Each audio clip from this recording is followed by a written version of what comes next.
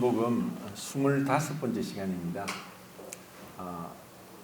8장 56절 말씀을 읽고 교제하겠습니다. 8장 56절입니다.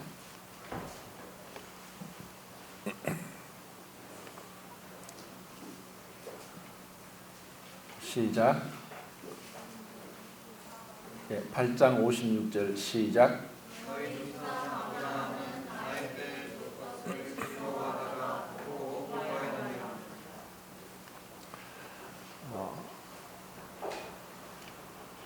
아브라함이 본 것이라는 제목으로 교제를 하겠습니다.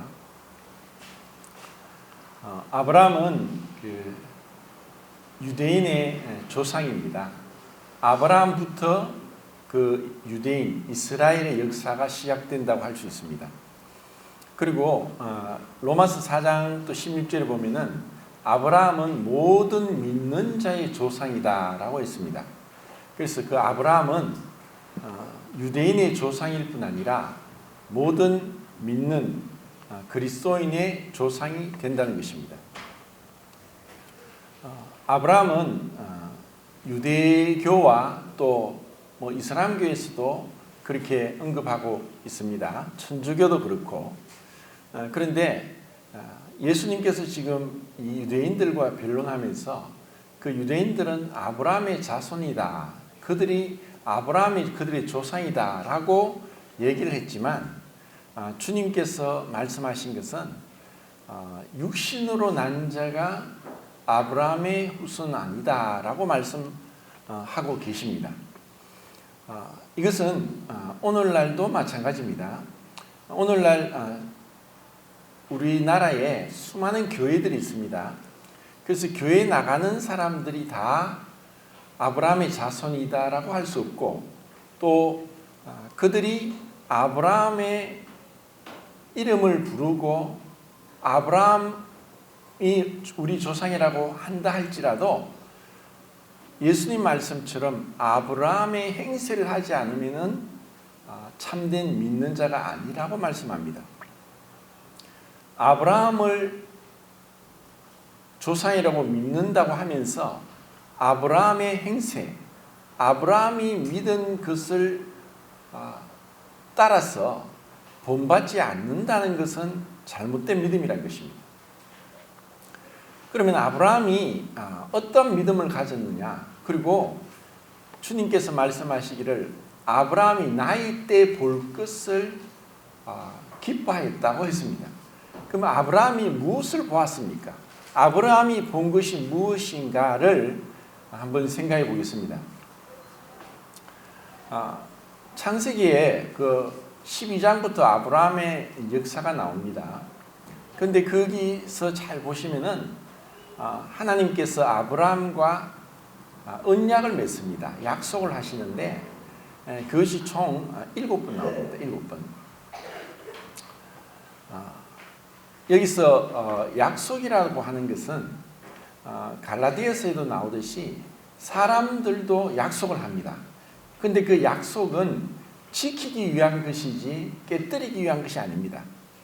그런데 사람들도 그 약속을 했다는 것은 그 약속을 지키려고 또 지키기 위해서 노력을 하고 있고 가능하면 그 약속을 깨뜨리지 않으려고 하는 것이 우리 사람들의 본성입니다. 그런데 만약에 이제 그 약속을 깨어버리면은 그 깨어버린 상대방 한 사람으로 인해서 또 다른 사람도 그 약속을 계속 유지할 수 없는 것이 약속입니다. 그렇기 때문에 약속이라는 것은 상방 간에 서로의 의무와 권리를 행사해야만 그 약속이 유지될 수 있다는 것입니다. 아무리 한쪽에서 약속을 지키려고 한다 할지라도 상대방이 그것을 틀어버리면 약속은 유지될 수 없다는 것입니다. 그런데 성경에서 약속이라는 하나님께서 아브라함에게 하신 그 약속 또는 언약은 이거와는 다릅니다. 원래 그 히브리어의 그 언약이라는 단어가 베리트라는 단어인데 이것은 나중에 그 히브리어 구약 성경을 이제 유대인 학자들이 이제 헬라어로 번역할 때 70명의 학자들이 모여서 이것을 헬라어로 번역을 합니다. 그런데 제일 여러 가지 이제 단어가 사실 뭐 우리나라 단어도 뭐 영어로 옮길 수 없는 게 있죠. 뭐 흔히 말하는 오빠, 또 눈치, 뭐 이런 것들은 영어로 옮길 수 없어서 그대로 우리말을 그대로 써서 오빠, 눈치, 그리고 뭐 하여튼 그렇게 이제 그 영어 옥스퍼드 사전에는 그렇게 이제 등재가 되었다고 합니다. 옮길 만한 영어가 없기 때문에 그대로 쓴 것입니다. 그런데 그 히브리 언약이라는 베리트도 옮길 만한 단어를 찾아야 되는데 못 찾아서 비슷한 단어를 찾았는데 그 의미를 그대로 전달할 수가 참 없었습니다. 그래서 어떤 유산이란 의미의 단어를 그렇게 쓰게 됐는데 히브리어에서 언약이라는 단어는 아브라함에게 하신 그 약속은 어떤 아브라함에게 어떤 조건적인 그 조건부로 약속을 한 것이 아니고 하나님께서 그냥 일방적으로 그냥 그것을 이제 쌍무계약이 아니라 편무계약이다라고 하는데 하나님께서 일방적으로 아브라함과 약속, 언약을 했다는 것입니다. 이것이 성경에 나오는 언약이고 또 이것이 하나님이 우리와 맺는 그 언약을 이것을 이제 은혜 언약이라고 하면서 그 무조건적인 조건이 없는 그런 약속을 하셨다는 것입니다. 그래서 이것을 좀 제대로 알게 되면은 복음이 이 안에 다 들어가 있습니다. 근데 우리 대부분의 사람들은 이러한 무조건적이고 은혜 계약이 무엇인지 잘 모르고 이것을 우리 식대로 해결하면서 계속 우리는 무조건적인 언약과 은혜 언약보다는 행위 언약과 조건 언약에 사로잡히는 것이 우리 사람의 본성입니다. 하나님 제가 야곱이 이제 그렇게 하나님 제가 이렇게 내가 무사히 다시 이곳으로 돌아오게 하면 내가 하나님 나의 하나님이 되고 내가 11조를 드리겠습니다. 그 야곱이 그 형 에스를 피해서 그 베델에서 도망갈 때 하나님께 그렇게 조건부적인 기도를 합니다. 이것이 우리 모든 사람들에게도 그런 것이 있습니다. 우리가 만약에 어떤 어려움을 당했을 때 이 어려움을 하나님이 해결해 주면 진짜 하나님을 믿겠습니다. 하나님 이렇게 하면 제가 하나님을 더 잘 섬기겠습니다. 또 아니면은 하나님 제가 이렇게 제 재산의 얼마를 하나님께 드리겠습니다. 그러니까 하나님 나에게 이렇게 축복해 주십시오. 이런 식으로 하나님과 흥정하는, 마치 우리가 물건을 살 때 가격을 깎기 위해서 흥정을 하듯이 하나님과의 어떤 그런 계약 관계로 인간과의 어떤 계약처럼 그렇게 생각하는데 성경에서 말씀하는 아브라함과 하나님 맺은 언약은 전혀 그렇지 않다는 것입니다. 그러면 이제 그 아브라함의 행세에 대해서 제가 그전에는 항상 3가지를 말씀드렸는데 오늘은 4가지를 말씀드리겠습니다. 그래서 이제 첫 번째는 아브라함은 믿음으로 살았다. 믿음으로 순종한 삶이었다라고 우리는 아브라함을 그렇게 얘기할 수 있습니다. 그 믿음으로 순종한다는 것은 결국 그 믿음이 결국 순종과 동일한 의미인데 처음에 아브라함에게 하나님이 나타나셨을 때를 창세기에는 기록하지 않지만 사도행전 7장 2절에는 스데반이 그것을 얘기하고 있습니다. 아브라함에게 영광의 하나님이 그에게 보였다라고 했습니다. 그래서 예수님께서 아브라함이 나이 때 볼 것을 기뻐하였다. 아브라함은 분명히 그 갈대아 우르 땅에 있을 때 하나님의 영광을 어느 정도 보았습니다. 그것이 그냥 어떤 눈으로 본 영광이라기보다 어떤 의미에서는 그 말씀이 분명히 들려졌기 때문에 이것을 영광의 하나님 그에 보였다라고 했지 않았나 생각을 하는데, 그것이 사실 다른 것이 아니라 같은 것이라고 생각합니다. 우리도 하나님을 보았다라고 하는 것은 그 말씀을 깨닫고 믿게 될 때 우리는 하나님을 보았다라고도 말할 수 있습니다. 그래서 그 하나님이 아브라함에게, 그때 아브라함이 나이가 75세였는데 네 본토 친척 아비 집을 떠나서 내가 네게 지시한 땅으로 가라 하는 그 말씀을 하나님이 아브라함에게 하셨습니다. 그런데 그 아브라함은 아담의 20대 후손이고 노아의 10대 후손입니다. 그러면 노아 이후에 그 위에 조상들 이름이 9명 이름이 다 나오는데, 그들과 다른 게 뭐냐면은 그들이 거의 대부분이 다 자식을 다 낳았는데 아브라함은 75세가 될 때까지 자식이 없었어요. 그러면서 하나님이 그 아브라함에게 내가 네게 지시할 땅으로 가라, 본토 아비 집을 떠나서, 그러면 내 씨가 하늘의 별과 같이 바다의 모래 같이 많아질 것이다 라고 약속하신 거예요. 어떤 의미에서는 아브라함에게 가장 필요하고 가장 원하고 원했던 것을 하나님이 주고자 하시는 거예요. 그래서 아브라함은 그런 약속의 말씀을 믿고, 이것을 만약에 어떤 조건적으로 얘기한다면은 내가 너에게 이 복을 주겠다, 너는 복의 근원이 되겠다, 그리고 내 씨가 하늘의 별과 같이 많아지게 할 것이다. 그렇지만 조건은 있다. 네 본토 친척 아비 집을 떠나라 라고 이것을 조건부로 우리가 해석한다면 조금 문제가 있습니다.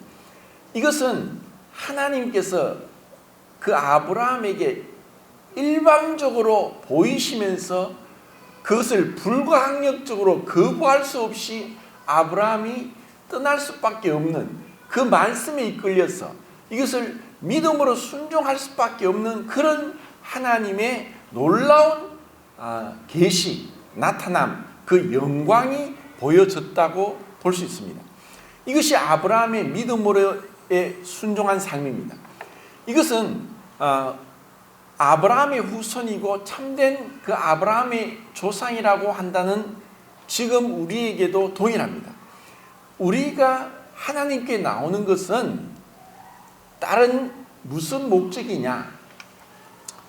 교회 가면은 뭐 밥도 주고 또 뭐 천국 간다고 하니까, 그리고 사람들 만나서 외롭지 않으니까, 그리고 또 교회 가서 여러 사람들과 만나서 또 사귈 수 있으니까, 아니면 뭐 많은 교회 사람들이 많이 모인 데 가면 내 사업에 이로움이 있어서, 사실 우리는 사람의 마음속을 헤아릴 수 없지만 하나님은 알고 계십니다.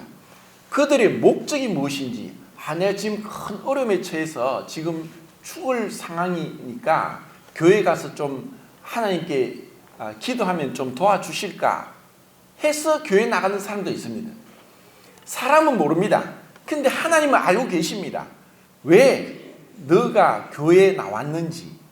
단순히 하나님과 흥정하기 위해서, 하나님 제가 이렇게 하면은, 교회 나가서 이렇게 하면 하나님 좀 도와주세요. 승진도 하고 결혼도 하고 직장도 가지고 또 건강도 찾고 이 병에서 놓여지고, 이런 목적으로 하나님께 나오느냐, 아니면 하나님 말씀이 믿어지고 깨달아지고 말씀이 믿어지니까 교회 나오느냐는 천국과 지옥의 차이입니다. 우리 가족 중에 누가 교회 나가니까 나도 뭐 할 수 없이 나가자니까 나온다. 그렇게 부득이해서 어쩔 수 없이 그냥 좋은 게 좋다고, 뭐 그냥 집에 있어서 할 일도 없으니까 그렇게 나오는 것과, 정말 그 말씀을 믿음으로 하나님 앞에 나오는 것은 하늘과 땅 차이입니다. 자, 아브라함은 이런 믿음으로 순종한 삶이었습니다. 자, 두 번째, 아브라함은 장막에 거했다라고 또 히브리서 11장에 보면은 아브라함이 이제 장막에 거했다. 자, 이 말씀은 뭐냐면은 아브라함은 부자였습니다. 부자였는데 부자가 되면은 옛날 사람이나 지금 사람이 똑같습니다. 첫 번째 땅을 삽니다. 그리고 집을 짓습니다. 그리고 안주합니다.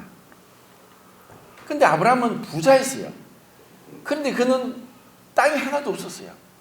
땅을 처음으로 샀을 때가 자기 아내 사라가 죽었을 때 막벨라 굴을 샀는 게 거의 처음입니다.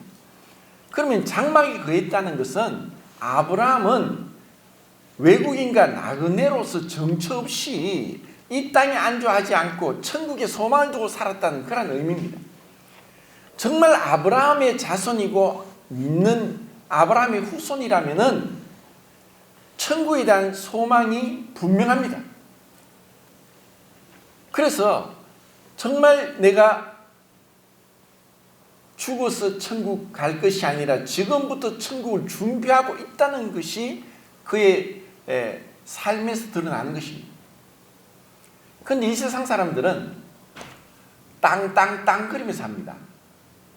땅이 어딜 가나 큰 가격이 올라가는데 어떤 다른 데 투자하는 것보다 땅에 투자하는 게 더 좋다고 합니다. 그래서 많은 부자들은 수없는 땅을 차지하고 있습니다. 그런데 정말 우리가 하나님을 믿고 알게 되면은 땅의 보화를 쌓지 않고 하늘의 보화를 쌓는 것을 알고 이 헌금이 자발적으로 기쁨으로 감사함으로 드리는 것이지 조건적으로 계약적으로 하나님 보셨죠? 제가 이렇게 헌금했습니다. 그러니까 하나님 제가 이렇게 했으니까 하나님 저에게 축복해 주십시오. 이런 식으로 하나님과 흥정하지 않습니다. 그건 우스운 것입니다. 이 세상의 모든 것이 하나님의 것인데 하나님이 그런 우리의 때 묻은 손 그리고 정말 그 불순한 마음으로 조건적으로 하나님과 나가서 이렇게 드리는 그런 돈을 기뻐하겠습니까? 그래서 우리는 다른 교회는 몰라도 우리는 무기명으로 헌금하고 또 처음부터 헌금을 하고 강요도 하지 않고 헌금하는 시간을 따로 내지도 않습니다. 왜냐? 만약에 내가 무기명으로 헌금을 했는데 이 헌금이 누가 했는 건지 모르는 하나님이라면 그런 하나님 믿을 필요 없습니다. 안 그렇습니까? 내가 무기명으로 헌금을 했는데 하나님이 그걸 모르고 축복하지 않을 만큼 하나님이 그렇게 모른다면은 우리가 믿는 하나님 아닙니다. 내가 아무도 모르게 안 보이는 데서 헌금을 무기명으로 한다 할지라도 하나님은 내 그 헌금하는 액수를 보는 것이 아니라 내 마음 중심에서 하나님 이 모든 것은 하나님 것인데 제가 일부분을 하나님께 드리는데 내가 이것을 드리더라도 너무 부끄럽습니다. 자랑할 게 없습니다. 그런 마음으로 드리는 것과 내가 이렇게 헌금을 했는데 누가 알아주지 않는가? 이런 마음으로 드리는 건 천지 차이입니다. 그리고 장막에 거하는 삶은 이 땅에 있는 것에 대해서 연연하지 않고 그것을 취하려고 애쓰거나 또 그것을 자랑하거나 하지 않습니다. 세상 사람들은 돈을 벌면은 집들이 하면서 자랑도 하고 좋은 차를 사서 자랑도 하고 또 좋은 옷을 입고 와서 자랑도 하고 또 정말 돈이 없으면 가지도 못할 큰 근사한 식당에 가서 식사도 하면서 그렇게 자랑합니다. 비싼 가방도 사고 신발도 사고 이렇게 해서 돈이 있는 걸 자랑합니다. 그런데 아브라함은 그렇지 않았습니다. 아브라함은 장막에 거했습니다. 떠돌이 생활했습니다. 그의 마음에는 천국이 늘 소망되었습니다. 아브라함의 고향이었던 갈대아 우르는 지금 고고학 유적으로 발굴될 수 있는 가장 오래 전에 있는 문명 지역으로 지금 인정되는 곳이 갈대아 우르크 지방입니다. 그 최고의 그 당시에 문명이 발달된 곳에서 떠나서 가나안 땅, 황무지, 그곳에 가면은 산이 그냥 벌거벗었습니다. 풀 하나, 나무 하나 없습니다. 그냥 벌거숭이 산으로만 이어진 광야입니다. 그곳을 하나님이 불렀어요. 잠시 그곳에 불렀다가 기근이 와서 애굽에 갔는데, 애굽에는 나일강이라는 7,000km 되는 어마어마한 강이 있어서 비가 오나 안 오나 상관이 없습니다. 그냥 강에서 물을 대서 농사 지으면은 그 비옥한 그 땅에서 얼마든지 그들이 원하는 걸 다 먹을 수 있었어요. 그런데 하나님이 아브라함을 부른 그 가나안 땅은 애굽 땅과 같지 않아서 하늘에서 비가 와야만 농사가 되고, 비가 오지 않으면 농사도 되지 않고 사람도 가축도 죽을 수밖에 없는 곳이 가나안 땅입니다. 오로지 하늘만 바라보게 하시고 하나님의 축복이 아니면 나는 살 수 없다고 하는 그러한 곳으로 내몬 것이 하나님의 그 계획이었습니다. 그래서 아브라함은 장막에 거했습니다. 아브라함이 그 땅에서 소유하고 자랑하고 떵떵거리고 만족했던 것은 없었습니다. 자, 세 번째, 아브라함은 제단을 쌓았습니다. 제단을 쌓았다는 것은 예배드리는 삶이었습니다. 자, 예배에 대해서 오늘 좀 말씀드리겠는데, 창세기 22장입니다. 그 예배를 드리는데 예배가 무엇인가? 성경에 보면은 최초 언급의 원칙이라는 성경 해석의 원칙이 있는데, 최초 언급의 원칙이 그 중에 하나인데, 어떤 단어가 제일 처음 나오는 곳이 그 단어의 뜻을 결정한다는 것이 성경 해석 방법입니다. 예배라는 단어가 제일 먼저 나오는 것이 창세기 22장 5절입니다. 그리고 사랑이라는 단어가 제일 먼저 나오는 것도 창세기 22장 5절입니다. 자, 5절 한번 읽겠습니다. 창세기 22장 5절. 시작.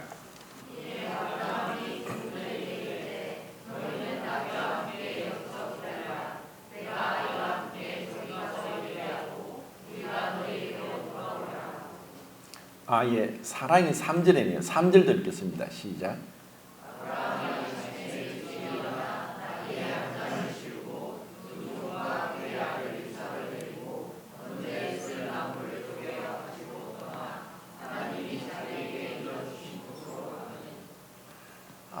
죄송합니다. 2절 읽겠습니다. 시작.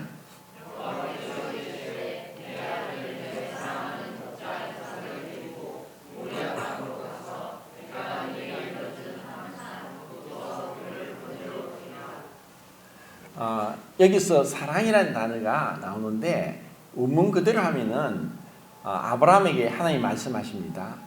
네게 있는 네가 가장 사랑하는 너의 유일한 아들 이삭을 내게 바쳐라. 자, 하나님께서 이미 21장에 보면은 아브라함이 하갈을 통해서 난 이스마엘이 있었는데, 이스마엘과 하갈을 내쫓으라 해서 쫓아냈습니다. 이제 사실 아브라함에게서 지금 아브라함의 나이가 120세에서 130세쯤으로 추정을 합니다. 그러면 이제 이삭도 20세에서 30세 정도라고 우리는 추정을 할 수 있습니다. 분명히 하나님이 75세 때 아브라함을 부르고 25년 동안 잠잠하게 약속을 하셨는데 그 약속을 하나님 지키지 않는 것 같았습니다. 그래서 중간에 아브라함이 86세 때 하갈을 통해서 분명히 사라의 지시가 있었지만 사라를 통해서 이제 이스마엘을 낳았습니다. 그런데 하나님은 이게 내가 약속한 시가 아니다 라고 이스마엘을 쫓아내게 했습니다. 그래서 이제 이삭밖에 남지 않았는데 하나님이 네게 속한 너의 가장 사랑하는 너의 유일한 아들 이삭을 내게 바치라 라고 말씀한다는 것은, 이것은 도저히 이해할 수 없는, 그리고 하나님이 왜 바치라 하는지 무엇 때문에 그러는지 그런 말씀도 없습니다. 이유도 묻지 않습니다. 네 가장 사랑하는 독자 이삭을 내게 바치라. 그리고 하나님이 이렇게 말씀하신 것이 하나님이 예배가 무엇인가를 우리에게 보여주는 것이 바로 이것이고, 그리고 이 22장에서 바로 십자가에서 그리스도와 하나님 아버지의 관계를 이것보다 더 명확하고 분명하게 보여주는 것이 없습니다. 여기서 하나님 우리에게 무엇을 말씀하시느냐? 자, 아브라함은 이 말씀을 받았을 때 아침 일찍 일어나서 3절에 보면 약속대로 갑니다. 그리고 그 3일길을 가서 그 지시한 땅이 모리아 산이었는데 보라 아들이라는 뜻입니다. 예루살렘엔 3개의 산 봉우리가 있는데 오펠, 시온, 모리아. 이 3개의 봉우리가 있는 것은 이 놀랍습니다. 쉰이라는 그 히브리어 마지막 글자와 똑같이 3개의 봉우리가 있는 곳이 예루살렘입니다. 그곳에서 하나님께서 그 지시한 땅으로 가서 그곳에서 그 독자 이삭, 사랑하는 이삭을 바치라고 할 때 종에게 이야기했습니다. 그 종들은 나귀는 놔두고 아브라함이 그 종들에게 뭐라고 했습니까? 5절에 우리가 가서 예배하고 우리가 다시 돌아오겠다라고 했습니다. 분명히 이삭이 물었습니다. 내 아버지여, 번제할 나무와 그 불은 있는데 번제할 양은 어디 있습니까? 하나님께서 자기를 위하여 친히 준비하시리라. 자기를 위해서 하나님께서 준비하실 것이라고 얘기를 했습니다. 그리고 모리아산에 갔을 때 아브라함은 돌로서 제단을 쌓았습니다. 그리고 거기 나무에 지고왔던 나무를, 이삭이 지고왔던 나무를 그 위에 벌려놓았습니다. 그리고 시간이 오늘 좀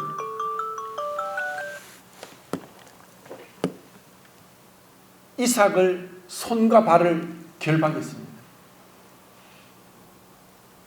하나님, 아브라함이 그렇게 할 때 이삭은 어떠한 저항도 하지 않았다고 나옵니다. 이삭은 충분히 그 100세 넘은 아버지보다 힘이 셌고 뿌리치고 도망갈 수 있었습니다. 그런데 이삭은 손과 발이 결박되기까지, 그리고 자기를 그 나무 위에 올려놓기까지, 그리고 그 아버지가 칼을 들고 자기를 죽이기까지 순종하고 꼼짝하지 않고 있었다는 것입니다. 그런데 그 이삭은 그런 아버지가, 지금 아브라함이 어떤 말도 없지만 그런 아들을 향해서 말할 수 없는 눈물을 흘리면서 그 아내 사라에게는 말도 못하고 아내에게 돌아가서 아들을 내가 하나님께 바쳤다고 말한다면 미친놈이라 할 그런 말도 안 되는 상황 속에서 아브라함은 정말 하염없는 눈물 속에서 하나님 왜 이렇게 이제 이 유일한 독자, 이제 내가 120세가 되었는데 이제 이 아들을 죽이면 나 어떡합니까? 하나님 약속이 어떻게 이루어집니까? 어떻게 이룰 수 있습니까? 그는 많은 의문이 들었고 질문이 있으면서 하나님 앞에 항변하고 싶고 하나님 도저히 이것은 할 수 없습니다 할 그런 모든 것을 제쳐두고 그 아들에게 칼을 내려쳐서 죽이려고 했습니다. 그때 하나님이 아브라함아 이것은 성경에 7번 나옵니다. 아브라함아 그리고 창세기 46장에 야곱아 그리고 출애굽기 3장에 모세야 그리고 사무엘상 3장 10절에 사무엘아 그리고 신약에 와서 마르다야 시몬아 싸우라. 자, 이것은 급하게 강조해서 최상급으로 부르는 것입니다. 아브라함, 아브라함, 내가 나를 경외한 줄 알겠다. 예배라는 것은 나의 가장 귀한 것을 드리는 것이 예배라는 것입니다. 아브라함에게 있어서 가장 귀한 것은 자기 자신의 목숨보다 이삭이 더 귀했습니다. 근데 그 이삭을, 사랑하는 독자 이삭을 하나님께 드리는 것은 내가 가장 사랑하는 것도 하나님보다 더 사랑할 수 없다는 것을 보여준 것입니다. 그것이 하나님을 경외하는 것입니다. 이것이 예배입니다. 여기서 하나님은 아브라함에게 하나님 아버지께서 독생자 예수님을 십자가에 죽는 데까지 내어주시는 그 하나님 아버지의 마음을 경험하게 했습니다. 아브라함은 그 상황 가운데서, 그런데 하나님은 눈을 들어서 보니까 순양이 풀에 걸려있는 거예요. 아브라함에게는 그 순양이 바로 세상 죄를 지워가는 하나님의 어린 양이었습니다. 이거보다 더 크신 하나님 아버지의 사랑은 없습니다. 그러면 아버지는 왜 그렇게 하셨느냐? 그렇게 하지 않으면 우리의 죄가 용서받지 못하기 때문입니다. 그 사랑은, 하나님의 사랑은 그 아들을 죽는 데까지 내어준 사랑이고, 이것이 바로 하나님의 아브라함과 맺은 언약이고, 이것을 깨달았고 이것에 대해서 반응한 것이 아브라함의 믿음이고 아브라함의 예배였습니다. 시간이 다 돼서 나머지는 다음 시간에 더 교제하도록 하고, 하나님께서 어떠한 사랑으로 우리를 하나님의 자녀라 하셨는지, 이 복음의 본질, 그 핵심을 깨달아야만 우리는 진정으로 하나님께 예배드릴 수 있고 헌신할 수 있습니다. 은혜를 주시길 바랍니다. 이상입니다.